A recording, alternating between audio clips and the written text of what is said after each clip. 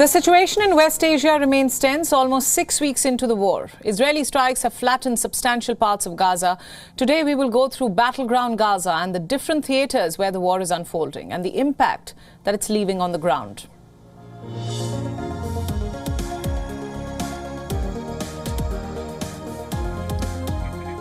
The only lifeline giving the Palestinians hope were the hospitals. The complete blockade and Hamas hiding strategy, as claimed by Israel, has made matters worse. For days now, hospitals and medical facilities have become a key target of relentless bombardment.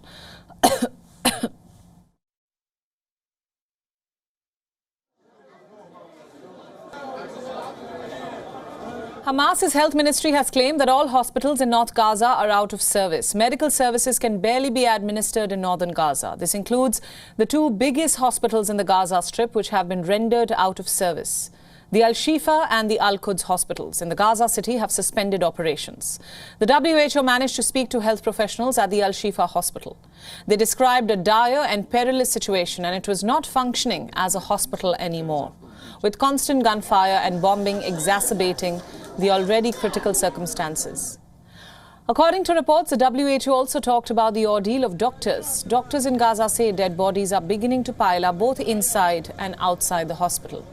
The WHO describes the situation at the hospital and says that the hospitals are functioning more like a cemetery. The situation in Gaza's largest hospital is appalling. Premature babies who were placed in incubators are now being wrapped in foil and placed next to hot water in a desperate bid to keep them alive. As of now, a total of 7 premature babies and 27 critical patients have died in Al-Shifa hospital. According to the Deputy Health Minister in the Hamas-run Gaza Strip, they fear the death toll among patients will rise in the coming hours. Gaza's Hamas-run health ministry further added at least 2,300 people are still inside the Al-Shifa hospital. In an update shared by the WHO, a doctor in the region said that the Al-Shifa hospital can no longer accept patients. Ambulances have stopped evacuating the wounded Palestinians and bringing them to Al-Shifa. Meanwhile, the staff inside says it is impossible to leave without risking injury or death. Medical workers are warning of rising casualties among patients. According to the UN's humanitarian agency, 20 of Gaza's 36 hospitals are no longer functioning since Israel announced the complete siege of the Strip. According to multiple reports, there is no food and no fuel to run generators. Solar energy is being used to power a few critical systems. Seeing the situation unfold in Gaza, the US president has now said that Gaza's largest hospital must be protected as Israeli tanks surround the facility with hundreds of patients and staff inside. While the United Nations has demanded all parties should uphold and respect their obligation under international humanitarian law.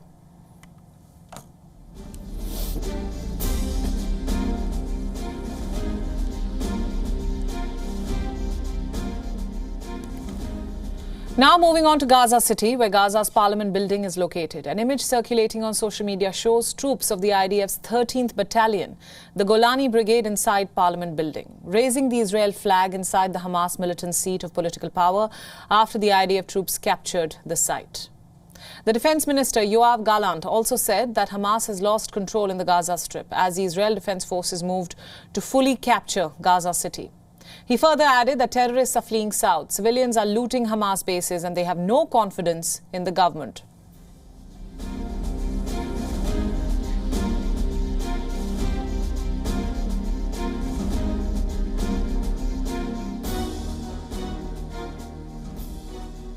Within hours of the Israel Defense Minister's announcement, rockets were seen launched towards Israel from Gaza. Sirens were also heard in central Israel.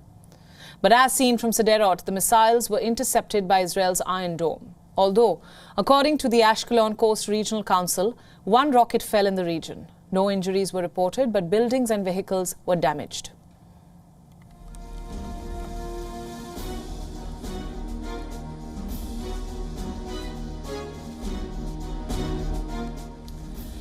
Hundreds of thousands of refugees are in the midst of a humanitarian crisis that is deepening by the hour and pushing every possible safety net to the brink.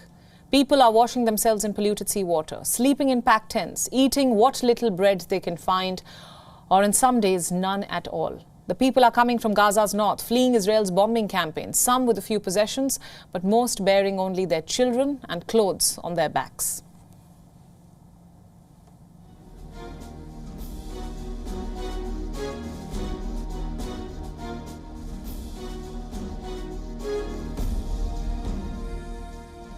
While at the Rafah crossing, the first group of foreigners and injured Palestinians evacuated after the Rafah border crossing reopened arrived in Egypt from Gaza. According to reports, a group that entered into Egypt comprised 7 injured Gaza residents, along with more than 80 foreign nationals and their dependents. The border crossing was closed for nearly 2 days since November 10th due to issues related to the transportation of injured Palestinians from northern Gaza. With the border crossing reopening, around 88 trucks arrived in Gaza Strip from Egypt.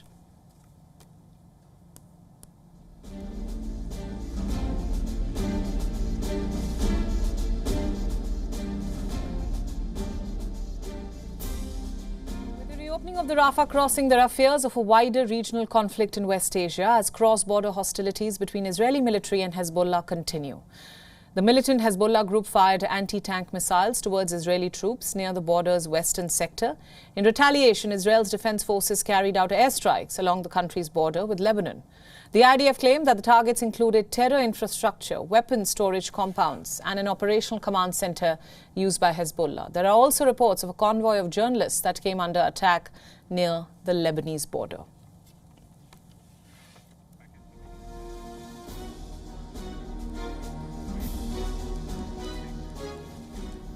Gaza has been suffering relentless airstrike for more than a month now. Israel's military action in the besieged enclave has snowballed into a humanitarian crisis. Food supplies have run out and the little amount of aid coming in barely meets the requirement. Our next report shows a harrowing picture on how the food crisis in Gaza is unfolding. Take a look.